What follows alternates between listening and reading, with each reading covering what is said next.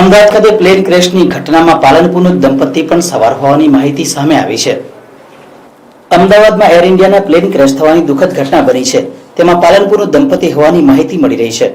પાલનપુરના લક્ષ્મણ ટેકરી વિસ્તારનું દંપતી પોતાના પુત્રની લંડન ખાતે મળવા માટે આજે સવારે આ જ પ્લેનમાં નીકળ્યું હોવાનું પાડોશીઓ અને ભાડુઆતોએ જણાવ્યું હતું। પાલનપુરમાં વીમા કંપની સાથે સંકળાયેલા રમેશભાઈ ઠક્કર તેમજ તેમના પત્ની લાભુબેન ઠક્કર આ પ્લેનમાં સવાર હતા। પ્લેન ક્રેશ થવાની આ ઘટનાના સમાચાર મળતા જ તેમના મકાનમાં ભાડુઆત તરીકે રહેતો પરિવાર ચિંતામાં જોવા મળ્યો હતો। સાથે જ પાડોશીઓ પણ ચિંતામાં જોવા મળ્યા હતા। સતત તેઓ ટેલિફોનિક સંપર્ક કરવાનો પ્રયાસ કરી રહ્યા છે। જો કે આ પરિજનોને હજુ સુધી તંત્ર દ્વારા કોઈ જ માહિતી આપવામાં આવી નથી, પરંતુ જે પ્લેન ક્રેશ થયું છે તે જ પ્લેનમાં બંને પતિ પત્ની સવાર હતા તેવું પાડોશીઓ જણાવી રહ્યા છે। તેમજ તેમના પુત્ર સાથે પણ ટેલિફોનિક સંપર્ક કરવાનો પ્રયાસ પાડોશી લોકો કરી રહ્યા છે।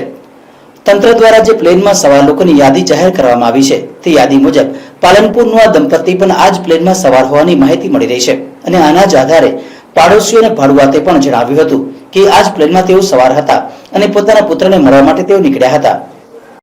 કે સવારે 6:30 અહીંયાથી નીકળ્યા હતા અને અમદાવાદથી એમના લંડનની ટ્રેન હતી। એમના દીકરાના ઘરે જતા હતા અને ત્યાં એમના દીકરાના ઘરે વહુનું શ્રીમંત હતું એટલે ત્યાં જતા હતા। એ લગભગ સવારે 6:30 નીકળ્યા હતા।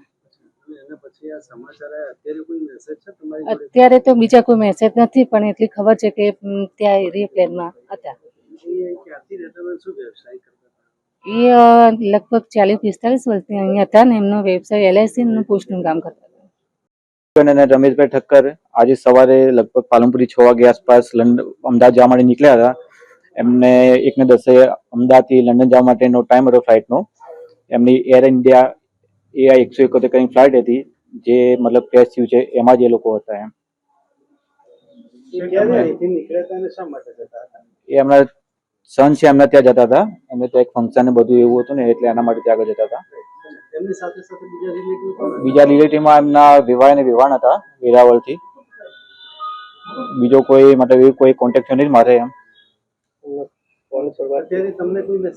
ના, એનો બીજો કોઈ મેસેજ નથી મારી પાસે। આ જે છે આ જતા મ્યુઝિયમ, બીજા કોઈ ન્યૂઝ છે નહીં એમ। અમદાવાદમાં એર ઇન્ડિયાના પ્લેન ક્રેશ થવાની દુઃખદ ઘટનામાં અત્યાર સુધીમાં 100 થી વધુ લોકોના મોત થયા હોવાની માહિતી મળી રહી છે। જોકે પ્લેન ક્રેશની ઘટના બાદ લોકો પોતાના પરિજનોને શોધી રહ્યા છે અને સતત સંપર્ક કરી વાત કરવાનો પ્રયત્ન કરી રહ્યા છે, પરંતુ સંપર્ક થઈ શકતો નથી।